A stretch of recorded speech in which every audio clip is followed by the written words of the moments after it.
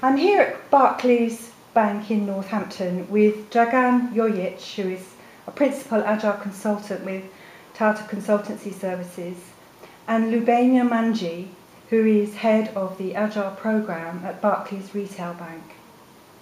Dragan, you've been working with Barclays, which is obviously a highly regulated environment, and you'll be speaking about the work you've been doing here at this year's Agile Business Conference. Can you give us a flavour of what you'll be talking about? Well, what we will be talking about is the journey over the last year. So I have been with Barclays, working with Barclays for the last 12 months and a bit. And where we started when I joined was a very focused exercise of introducing Agile to the individual project teams at the technology office level.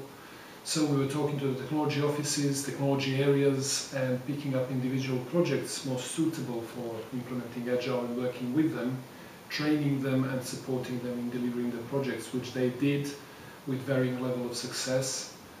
But it really worked like islands of agility, islands of Agile practices in the organization, and therefore had a very limited impact on overall development of Agile capability in the organization and instituting organizational change. So if we look at what the goal was of the program, and the goal remains of the program, it is delivering the highest business value faster without compromising quality. And to do something like that in an organization like Barclays, you really need to instigate organizational change. You need to change some of the behaviors and some of the models. So when, towards the end of last year, we looked back at what we did and the successes and what we achieved in the best Agile inspect and adapt manner, we have discovered that we haven't really made any significant organizational change and decided that we needed to change the tack. So the first thing that we're going to be talking about in the session is going to be about identifying what we call business value streams, i.e. vertical slices in the organization that are made up of all of the different individuals, teams, skills and resources that are required to deliver the value to a certain part of the business, getting all of those together and working with those business value streams to introduce agility into the way they're delivering. That doesn't mean that all of the projects in any one of those business value streams needs to be done in an Agile way, but it does mean that the thinking needs to be Agile and that you need to start with the premise that all possible projects, all suitable projects will be delivered Agile and all other projects will be delivered in a way to support them. So that's the strategy that we went with for this year, and we have now a couple of business value streams that we're working with and a number of projects within those that are delivering with our support. So the business value stream concept and the approach is something that is still a key part of our strategy and key part of the session that we're going to be talking about. We will also be talking about a couple of other things that we are doing in support of the change in those parts of the organization, namely education, which is not only formal courses but also customized, focused project launches that we're doing, specific courses like the one we did last week to do with user stories that are done across the board for the people that are working on the Agile projects, but also for the people that are working on traditional projects where they could well use user stories as a technique, as something very useful for gathering and managing requirements, and also working with individual projects that don't fall within those business value streams, where we are supporting them in delivering what they're doing to just make sure that we're covering the organization in the best possible way. So is the concept of business value streams, but also, as you mentioned in the question, highly regulated requirement. We also looked at the software development lifecycle that was in place and revisited it so that it can be used more applicably for Agile delivery, for the project delivery. It was important to us that we had that Agile projects were delivered in a controlled fashion, particularly within a financial services environment. So we took our current life cycle and we basically halved the number of controls and gates within it to adapt to Agile, so that we ensured that Agile didn't mean just you throw all of the controls out of the window. We had to make sure that we had a sort of a proper documented life cycle that people were able to follow, even if they were familiar with Agile already, and that was an important part of what we've done. So that's something that we are going to cover during the conference, how we did that. So Lubaina, what were the key challenges you faced in introducing Agile principles and practices?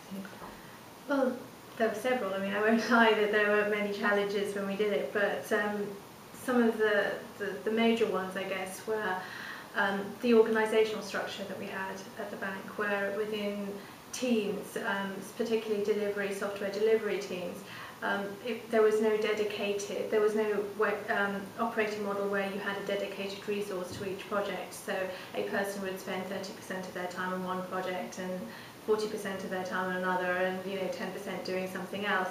So Agile requires you to have those dedicated teams. So we had to sort of, we call it like breaking the bones of the organisation and resetting them so they would work in a more Agile friendly way, if you like. So that was a challenge, and it's still an ongoing challenge to be able to do that in some parts of the organisation.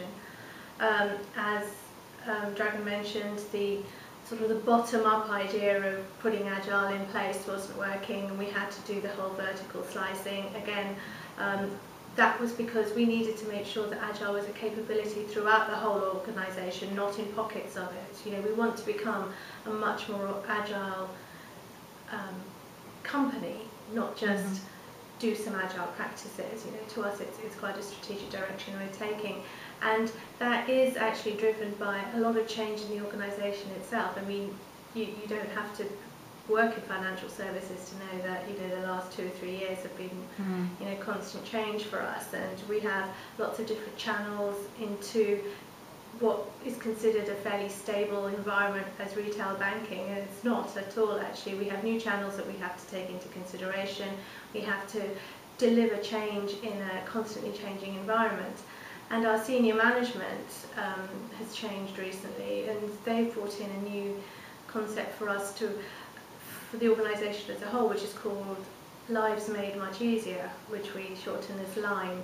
And Agile is one of the concepts that we use and one of the capabilities that we use to deliver against lives. So making lives much easier for our customers, for those of us who work within the bank, and they talk about, in particular, about being more agile with a little smaller a, but what we are doing is sort of, if you like, Agile with a capital A, and it actually is very conducive to that new strategy.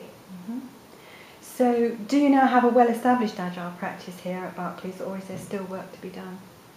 Definitely work to be done. It's nowhere near done at all. As Dragan mentioned, we have like 2 fairly mature business value streams up and running in Barclaycard here in Northampton, and we have a long way to go. We're only about a year into our programme in earnest, but we're very pleased that with the business value streams that we have, what they do is, any project that they start is they say, well, why not do it Agile first, rather than the other way around, where they used to sort of say, well, we'll do it traditionally, then we'll see if it's appropriate for Agile.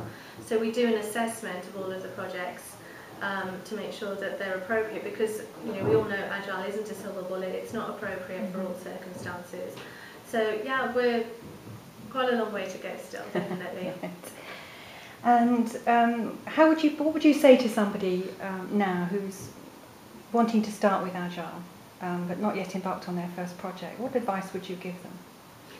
Well, I suppose it's all about understanding of what it is and what it could give to your organization, but it's also seeing it in action and proving to yourselves that it can work for you. So it's really choosing the most suitable projects to start with.